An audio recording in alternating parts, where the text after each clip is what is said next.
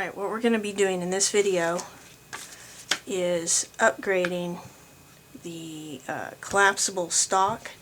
This is a pretty standard one that you see that comes pretty much on any AR-15, and we are upgrading it to an ATI with a recoil pad on it, and also cheek riser that's adjustable this way and up and down. The reason why I'm putting this on my AR is I've changed over to an EOTech, and in shooting it, my cheek, in other words my eye alignment with the scope, is too low. I'm going to be doing a night shoot, and I want to make sure that I can get good eye alignment. So by having the cheek riser on your collapsible buttstock, you can make those adjustments more easily without holding your head up out of an unnatural shooting position. Alright, so the first thing we're going to do is I'm going to show you how to actually slide this completely off the recoil tube. If you've noticed, even though I don't really have to, I've gone ahead and taken out the recoil buffer in the spring, so it's a little lighter weight, easier to move around. You don't have to if you don't want to. So to get this off, what you do is you just lift this up like this,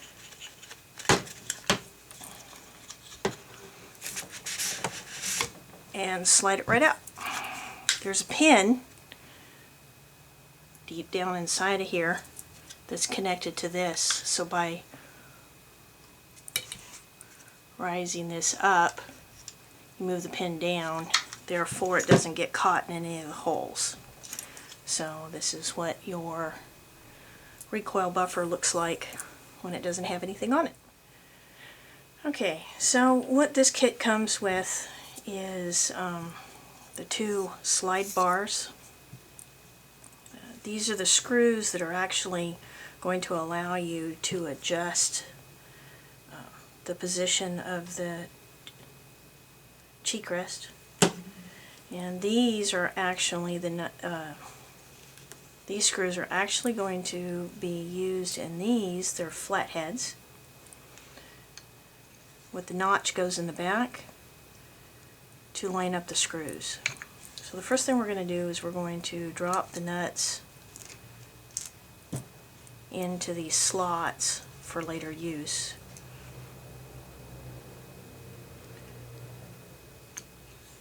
And then what you're going to do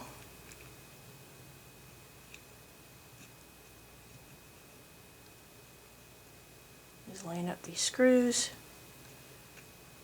and hand tighten them in with your Phillips screwdriver. Alright, so I've attached the brackets to both sides, and I only finger tightened them. I did not gorilla them down. There's no need to. They're very snug. So now what we're going to do is apply the cheek rest. Now there are grooves on the inside on both sides, and if you noticed here, there's grooves here. So what this is going to do is you actually have to kind of pull it over and get it to go past the grooves, and then line up the adjustment holes to how high you want your cheek rest. Okay, as you can see here, I've gone ahead and just tightened down. Once again, just don't gorilla them down. Made it fairly even. Like I said, I'll adjust it again. The only disadvantage I see to this particular upgraded collapsible stock is that I'm not going to be able to change the cheek rest elevation on the fly. It would have to be set for whatever it is I'm going to do. That's the only disadvantage I see to this one. But now to get it back on, if you remember correctly in the beginning, the standard one that we're used to seeing, you pull up on it to get that pin out of the way. So so you can slide it back and forth without it getting stuck in the holes. This one is a little different. You actually have to pull down, which is a little tougher to do, and slide at the same time. So you just align it, and then what I do is I let gravity help me. So I see how this is going to help with my cheek resting using the EOTech that's not on a riser.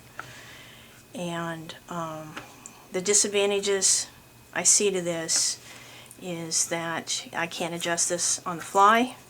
It's a little heavier than your standard one because you've got a lot of extra. You've got here, you've also got the padded on the end, which is going to add weight.